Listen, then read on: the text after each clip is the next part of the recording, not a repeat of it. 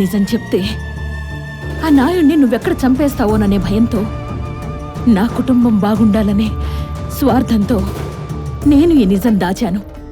నేను కూడా తప్పు చేశాను. అందుకు చాలా పశ్చాత్తాపడుతున్నాను. ఈ ఊరికన్నా ముందు మనింటికి అతను దేవుడు. అర్థం చేసుకోండి.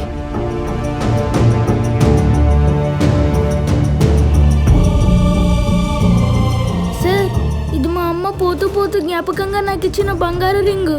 మా అమ్మ చనిపోయింది, నా పరిస్థితి ఇలా అయిపోయింది. సార్, ఇది తీసుకోండి. సరిపోకపోతే సచ్చేదాకా మీ ఇంట్లో పాచి పని చేస్తాను. దయచేసి సీనా నన్ను వదిలేయండి ప్లీజ్.